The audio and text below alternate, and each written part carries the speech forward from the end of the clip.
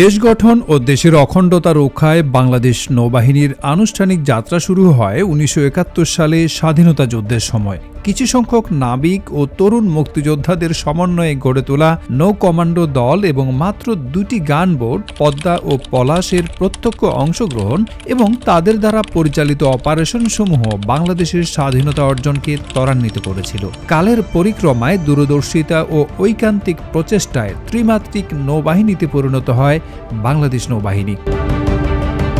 এবার দক্ষিণ এশিয়ার পারমাণবিক অস্ত্রধারী দেশ পাকিস্তানের আয়োজনে বড় ধরনের নৌ মহড়ায় অংশ নিল বাংলাদেশ, ইরান ও তুরস্ক সহ বিশ্বের ৬০টি দেশ।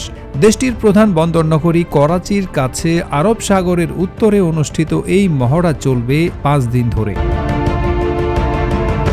৭ থেকে ১১ ফেব্রুয়ারি এ মহড়ায় অংশ নিতে বাংলাদেশ নৌবাহিনীর জাহাজ মানজা সমুদ্র জয়ের অধিনায়ক ক্যাপ্টেন মোহাম্মদ শাহরিয়ার আলমের নেতৃত্বে ৩৩ জন কর্মকর্তা, ৫৮ জন প্রশিক্ষণার্থী কর্মকর্তা সহ ২৭৪ জন নৌ সদস্য এ ফ্লিট রিভিউতে অংশ নিয়েছেন।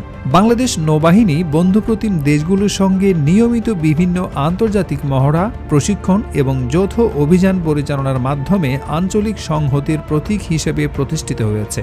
২০০৭, ২০০৯ ও ২০১৩ সালেও বাংলাদেশ নৌবাহিনী এক্সারসাইজ আমানে অংশগ্রহণ করে পেশাদারিত্ব ও দক্ষতার পরিচয় দিয়েছে, যা বহির্বিশ্বের কাছে বাংলাদেশ নৌবাহিনী তথা বাংলাদেশের ভাবমূর্তি উজ্জ্বল করেছে।